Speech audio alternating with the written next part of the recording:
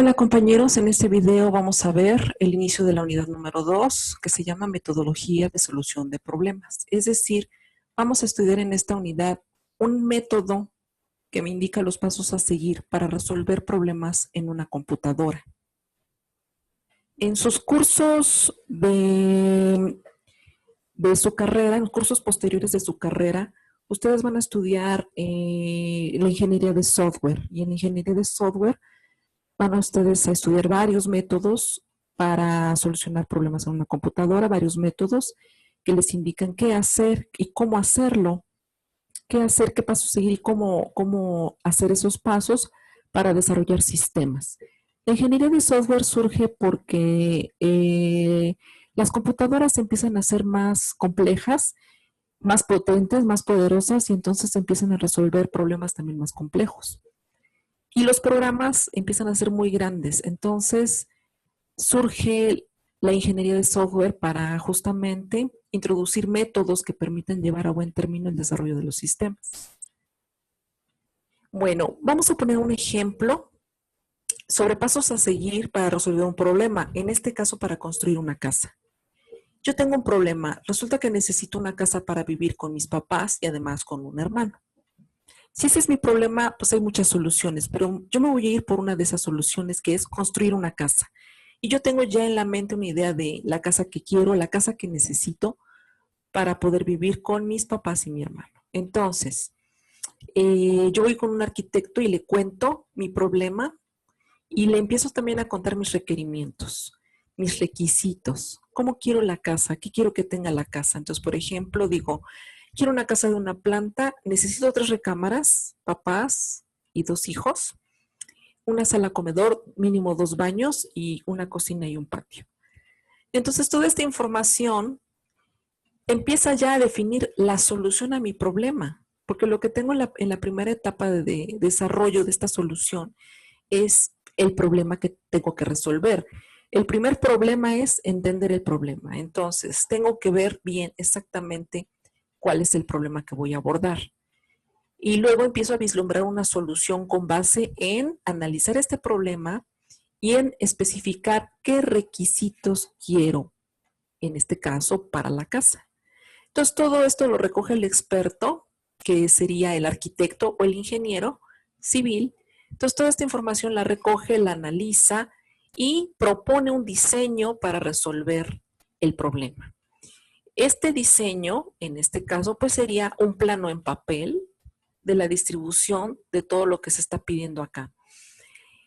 Bueno, también puede ser no solo en papel, actualmente también es en computadora, hay softwares especializados para hacer esto, pero la idea de hacer el diseño es no construir primero la casa y ver si te gusta o no dónde quedaron las paredes. Y si no te gusta, tirarlas y volverlas a levantar. Más bien la idea es hacer una especie de prototipo, una especie de ensayo para ver si así como está en papel, me gusta o no me gusta. Si no me gusta, puedo regresar a las etapas anteriores. Por ejemplo, si me olvidó incluir un problema más, o ya me di cuenta de que hay un problema que no está, que en realidad no es ningún problema, lo puedo descartar. O puedo venir aquí y decir mis requerimientos cambian, me conformo con que sean 2 recámaras o pensándolo bien que sean 4.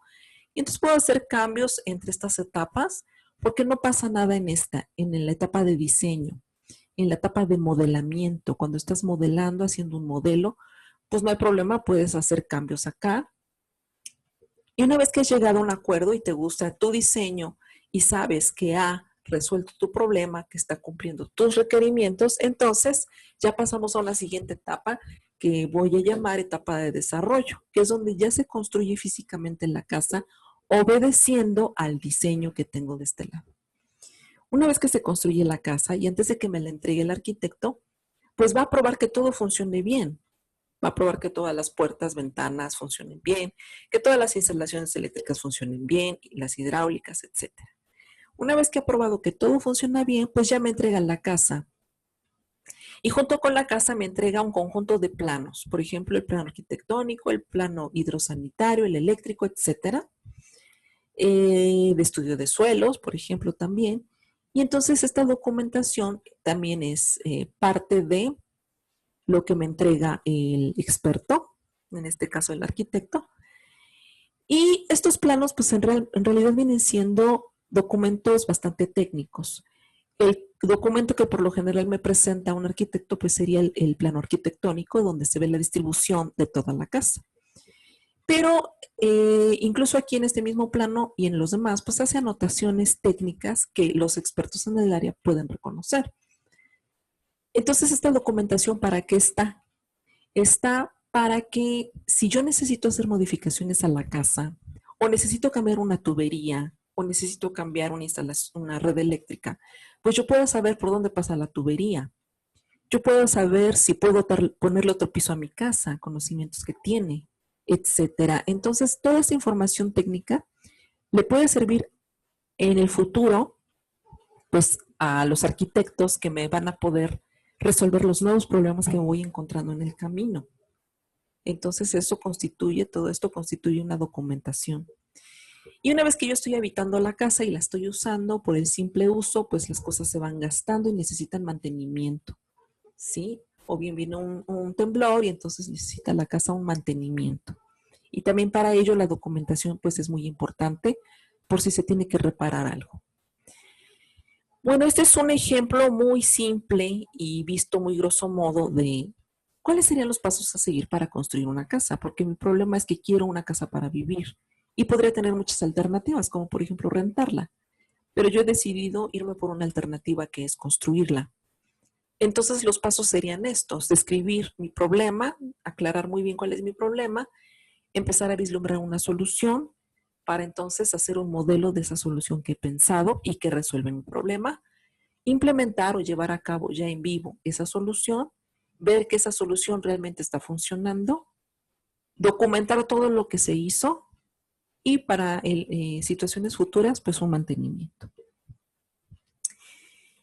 Voy a ver estos mismos pasos, los voy a ver, pero ahora para un problema diferente que ahora voy a resolver mediante un programa de computadora.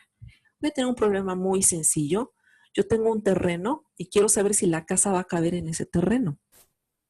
Y quiero construir un programa que me haga los cálculos pertinentes, que me diga si va a caber o no va a caber. Entonces empiezo a analizar la situación para definir una solución y empiezo a ver mis requerimientos. Y bueno, antes que nada, lo que tengo que hacer es saber las dimensiones del terreno. Cuánto mide de largo, cuánto mide de ancho, suponiendo que el terreno es rectangular. Y además, pues necesito conocer el área el área de ese terreno. Y para conocer el área de ese terreno, pues yo sé que necesito una fórmula del cálculo del área.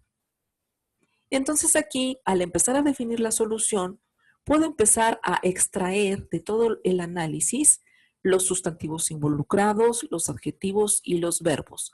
¿Por qué sustantivos, adjetivos y verbos? Porque el paradigma de programación que estamos estudiando nosotros es el orientado a objetos. Por eso me interesa extraer esta información puntualmente. En este ejercicio, que es un ejercicio bastante simple, el sustantivo o el sujeto del que estoy hablando, pues es el terreno. ¿Qué estoy diciendo del terreno? ¿Qué características tiene el terreno? Pues el terreno, a la luz de lo que quiero calcular, tiene características su largo y su ancho.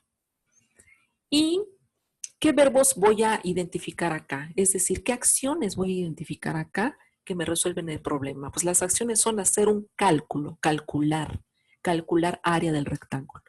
Entonces aquí digo, los verbos involucrados o las acciones a realizar son calcular el área. Entonces tengo un sustantivo, una palabra que es un sustantivo, que es terreno, que se refiere al sujeto del que estoy hablando. En programación orientada a objetos, este sujeto se llama objeto o clase.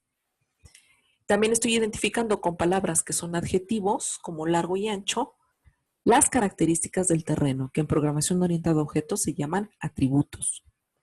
Y también estoy identificando a través de palabras que son verbos, el verbo calcular el área, que son las acciones a realizar para resolver mi problema. Y esto en programación orientada a objetos se llaman métodos.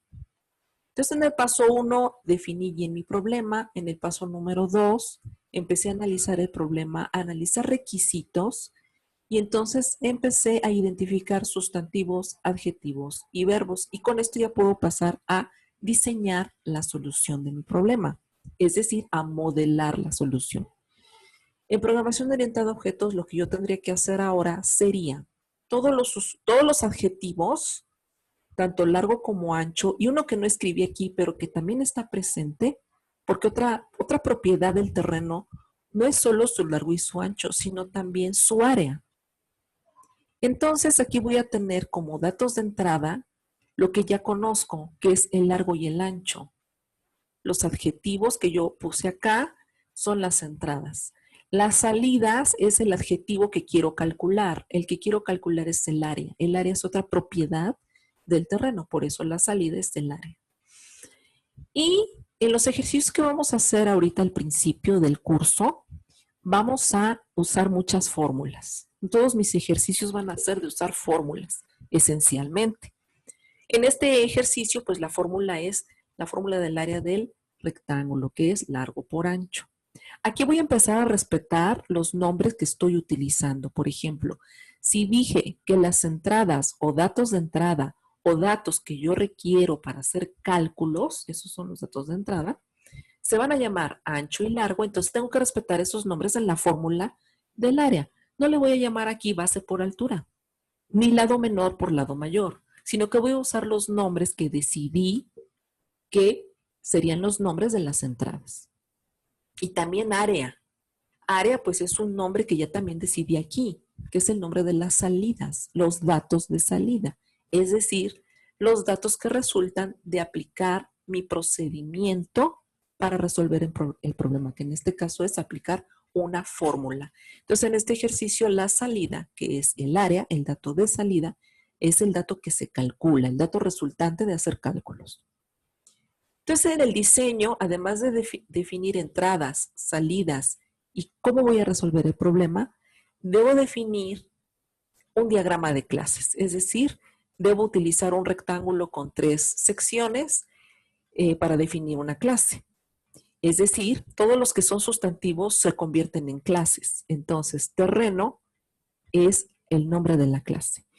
En la segunda sección del rectángulo voy a poner todas las propiedades de ese terreno, es decir, los atributos que son largo, ancho y además área, es decir, todos los que están aquí como entradas y salidas, los voy a poner en esta lista. Y también voy a seguir respetando los nombres que decidí aquí arriba. Y en la tercera sección voy a poner todos los métodos o todos los verbos que identifiqué, que en este caso el verbo es calcular el área. Entonces, este ya es un modelo de una clase, ya es un diseño de la solución. Por otra parte, yo voy a tener una receta de cocina para hacer el cálculo del área. Recuerden que la receta de cocina es una serie de pasos que se deben ejecutar en orden, por eso tienen un número, porque dice primero se ejecuta esto, después se ejecuta el paso 2, después el paso 3, tienen un orden. Se debe seguir ese orden para realmente hacer cálculos correctos. La receta de cocina, que es una serie de pasos a seguir, una serie de acciones o de órdenes, es decir, una serie de verbos, en programación se llama algoritmo. No importa si la programación es orientada a objetos, orientada a procedimientos, voy a tener un algoritmo. Y el algoritmo es el diseño de cómo se va a implementar o qué es lo que significa calcular el área. En este caso, los algoritmos, además de tener un orden, tienen un inicio, tienen un fin, y cada uno de los pasos es inambiguo, es decir, no tiene ambigüedad. Es decir, cada paso se sabe exactamente qué significa. Y no significa más de una cosa. No puede significar dos o más cosas, sino ya sería un paso ambiguo. Entonces, en este caso, mi algoritmo de calcular área sería, número 1, dar inicio al algoritmo. Número 2, y empiezan las acciones. Si estamos pensando, por ejemplo, en una calculadora, ¿qué hacemos con la calculadora? Introducimos por el teclado los datos que quiero operar y por la pantalla me aparece el resultado obtenido. Entonces, ese sería más o menos el orden en que yo voy a hacer mi algoritmo. Primero, voy a leer las entradas. Segundo, las voy a procesar. Y por último, voy a escribir resultados. Siempre tengo esas 3 secciones dentro de un algoritmo. Lectura de los datos de entrada, procesamiento de esos datos de entrada para obtener las salidas y escritura de los datos de salida. Entonces, en este caso tengo un inicio y luego tengo que leer del teclado o del dispositivo de entrada, que puede ser también un archivo, puede ser un micrófono, puede ser un escáner. Voy a leer el ancho. El siguiente paso es leer el largo, es decir, voy a introducir al sistema, al programa, a la calculadora, voy a introducir los datos, los valores del ancho y el largo del terreno. El siguiente paso es calcular el área con la fórmula largo por ancho. Y en el quinto paso es escribir los resultados, cuál es el resultado del área, cuál es el área del terreno, en los dispositivos de salida, que puede ser la pantalla, puede ser un archivo, puede ser la impresora, pueden ser unas bocinas, etc. Entonces, el definir de manera formal una clase y el definir de manera formal un algoritmo para decir cómo se hacen estos métodos, eso es modelar y eso es diseñar una solución. ¿Qué sigue después de diseñar una solución y de que estoy segura de que esto funciona bien para resolver mi problema? Lo que seguiría sería desarrollar la solución, es decir, ya pasarlo a la computadora utilizando el lenguaje de programación para implementar en ese lenguaje lo que diseñé. Y debo tener a la vista el diseño, así como los albañiles deben tener a la vista los planos para saber cómo construir, pues entonces nosotros como programadores también necesitamos tener a la vista nuestro diseño para poder codificar. Entonces voy a hacer una copia de esto. Esta es la clase terreno con 3 atributos, ancho, largo, área y un método que es calcular el área. Voy a usar el lenguaje de programación orientado a objetos llamado Python. ¿Y cómo escribo en Python esto mismo? Pues voy a decir clase terreno, clase terreno. Atributos, ancho, largo, área. Igual acá, largo, ancho, área, no importa el orden. Lo importante es que estén todos y que sean el mismo nombre. Y voy a ponerles un valor inicial. Entonces, una de las características de la programación orientada a objetos es que me obliga a ponerle valor inicial a todas las variables que estoy usando. En este caso, a todos los atributos, a todos los datos. Me va a obligar a ponerles un valor de inicio, que en este caso, al ser tipos numéricos, es decir, ellos almacenan, estos datos almacenan números. Cuántos metros de largo, cuántos metros de ancho, cuánto vale el área. Entonces, todo eso son números. Por eso le pongo el valor 0. Bueno, entonces ya tengo la primera parte, que es la definición de la clase, la definición de los atributos, y por último voy a definir el método calcular área. Entonces, en Python se define de esta forma, un método para calcular el área, y empiezo a seguir este algoritmo. Inicio, bueno, el inicio ya está dado cuando digo definir el método.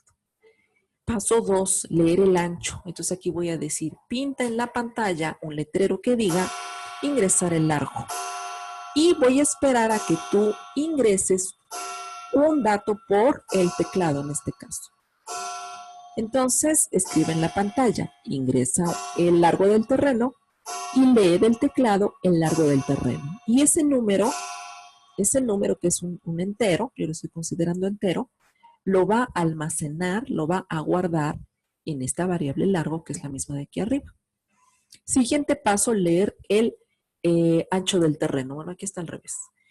Entonces, siguiente paso, leer el ancho del terreno. Y entonces voy a escribir, voy a pintar en la pantalla este letrero para que el usuario sepa, para que el que está usando el programa sepa que tiene que ingresar el ancho del terreno. Una vez que ingresa por teclado el ancho del terreno como un número, entonces ese valor se almacena en esta variable o en este atributo llamado ancho. Siguiente paso, aplicar la fórmula. Entonces la aplicamos.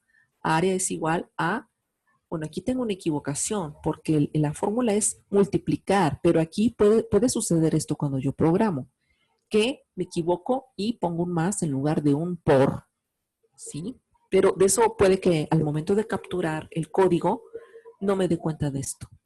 Me voy a dar cuenta después. Paso número 5, escribir en la pantalla el resultado obtenido. Entonces, escribir, print, el área es igual a, y va a escribir a continuación el valor que tenga esta variable área. Entonces, aquí están los pasos del algoritmo, de inicio a fin. ¿Cómo puedo detectar el inicio y fin? Si ustedes se dan cuenta que hay tabuladores. Este margen de aquí no es igual al margen de aquí. y tampoco es igual al margen de aquí, el que está en la columna 1 del editor. Python, de hecho, me obliga a poner estas sangrías, me obliga a poner estos tabuladores para que yo me pueda dar cuenta y él se pueda dar cuenta dónde comienza a calcular área y dónde termina. Pues comienza aquí y termina aquí, porque fuera de aquí ya no tiene la misma tabulación el resto de los renglones. Entonces, visualmente yo puedo ver dónde empieza y dónde termina todo. Incluso en la clase puedo decir que empieza y termina aquí. Porque todo lo que está adentro, ese que tiene un tabulador y dos tabuladores. Pero esta línea que está aquí ya no tiene ningún tabulador, es decir, está afuera de clase terreno. Bueno, yo he definido lo que es un terreno, pero no he definido mi terreno en particular. Porque una clase, ¿qué es una clase? Una clase es un representante de un conjunto de objetos o de un conjunto de sujetos que comparten características y comportamiento en común. Entonces, cuando yo digo terreno, no me refiero a ninguno en particular. Sin embargo, para resolver mi problema, yo sí requiero hablar de mi terreno en particular. Por eso en este programa Python voy a decir, mi terreno particular es un terreno. Entonces aquí estoy definiendo un objeto. El objeto se llama mi terreno. Y ese objeto es de una clase, de la clase terreno. Cuando yo defino un objeto, cuando yo estoy creando un objeto como aquí, el hecho de crear un objeto se llama instanciar. Instanciar la clase terreno. Entonces la instanciación consiste en crear objetos de una clase. Bien, entonces una vez que yo ya he creado mi objeto particular para mi terreno particular, debo hacer cálculos con ese terreno particular. Entonces, voy a enviarle un mensaje al objeto mi terreno. ¿Cuál mensaje? Los mensajes son ejecutar cualquiera de los métodos que estén en esta lista. En este caso, solo hay un método en la lista, calcular área. Entonces, yo solamente le voy a poder enviar como mensaje a mi objeto un solo mensaje, que es calcular el área. Entonces, ¿qué significa mandarle un mensaje a mi objeto, a un objeto? Significa que se va a ejecutar todo el algoritmo, se va a ejecutar todo el programa o las sentencias que me permiten hacer el cálculo del área. Entonces, cuando yo pongo a ejecutar este programa, se va a ejecutar primero esto para definir el terreno, que es mi terreno, y luego se va a ejecutar esto, que significa invocar o llamar o hacer que se ejecute el programa calcular área. Y el programa calcular área es este. Entonces empieza a ejecutar y es cuando realmente escribe en la pantalla un letrero, lee del teclado, escribe, lee, calcula y escribe. Bueno, una vez que yo ya codifiqué en un lenguaje de programación de alto nivel orientado a objetos, ¿cuál sería el siguiente paso a seguir en este desarrollo? Pues la depuración y pruebas. Es decir, voy a ver que todo funcione bien y que no haya errores. Bueno, aquí tengo otro caso donde se me olvidó poner aquí el por, ¿no? Imagínate que se me olvidó y digo, bueno, ya está listo mi programa, voy a probarlo. Y entonces cuando lo pruebo, el intérprete de Python, porque Python es un intérprete, no es un compilador, me dice que hay un error de sintaxis. Sintaxis quiere decir forma correcta de escribir. Y me señala que en esta área hay un error de sintaxis. Python no espera ver una variable acá, porque ya vio una variable antes. Lo que espera es un operador. Y en lugar de encontrar un operador como suma, resta, multiplicación, etc., lo que encontró es otra variable. Por eso dice, esto está mal formado. Esto no está correctamente escrito, es decir, es un error de sintaxis. Entonces yo me doy cuenta que aquí hay un error, que me falta un operador, entonces corrijo, pero corrijo mal. Imagínate que corrijo mal, en lugar de poner por, que es lo que debe ser, pongo un más. Y ejecuto mi programa otra vez para ver si ya funciona. Y resulta que no, ahora me sale peor, porque me sale un montón de información sobre un error que tengo por ahí. Incluso empezó a ejecutar bien. En este caso empezó a ejecutar bien y dice, a ver, ingresa el largo, aquí está el largo, se ingresó 30 por teclado, se escribió en pantalla ingresa ancho, aquí está, Se leyó por teclado con input, estoy dando la orden de leer de teclado, entonces leyó un 15 y ese 15 es un entero y lo almacenó acá y tronó. Tronó o bien en computación se dice el programa abortó, es decir, no terminó normalmente, no terminó amablemente, porque bien me pudo haber dicho el programa con un letrero muy decente y amable, con un letrero azul, decirme el programa detectó un error, el programa finalizará y finaliza. A diferencia de esta cosa fea que me salió aquí, todo rojo, una advertencia y un error enormes, catastrófico, pero eso sí, me dice dónde está el error, dice línea 11, tienes un error en la línea 11 en el archivo que se llama terreno PY, PY porque es de Python. Entonces en la línea 11 detectó un error que dice el nombre largo no está definido. Entonces me regreso aquí a la línea 11, que viene siendo esta línea. De hecho, mi cursor a la hora de capturar la pantalla estaba en la línea, justamente en esa línea, en la línea 11. Entonces estaba yo acá, ¿verdad? Y digo, bueno, ¿cuál es el error? Si tú te das cuenta, aquí le llamé a los atributos largo, ancho y área.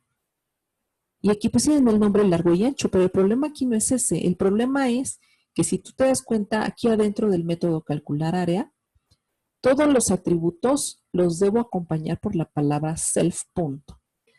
Esto lo veremos más adelante, pero ¿quién es self? Self es mi terreno.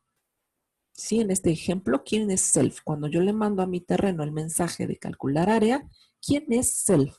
Self es mi terreno. Entonces aquí lo que me faltó es poner el self. Por eso me está marcando el error y el programa abortó. Entonces digo, bueno, voy a corregir, le voy a agregar el self y ya va a reconocer estos nombres de variables. Vuelvo a ejecutar y otra vez el programa empieza desde acá. Define mi terreno de la clase terreno y una vez que define y crea este objeto, le manda el mensaje calcular área. ¿Y calcular área qué hace? Primero escribe en la pantalla ingresar largo, ya lo escribió y está esperando a que yo teclee algo y cuando doy 30, enter, toma un entero y lo guarda en la variable largo. Siguiente sentencia, escribe en pantalla ingresa y lee el ancho. Entonces ingresa el ancho, lee del teclado el ancho y va a la siguiente sentencia o la siguiente instrucción que es área, asígnale largo más ancho. Entonces toma largo que tiene 30, toma ancho que tiene 15, lo suma, da 45 y el 45 lo guarda en esta variable llamada área. Siguiente sentencia. Esta sentencia de aquí, de la fórmula, pues ni pinta nada en la pantalla, ni lee nada del teclado. Es algo interno que yo no veo.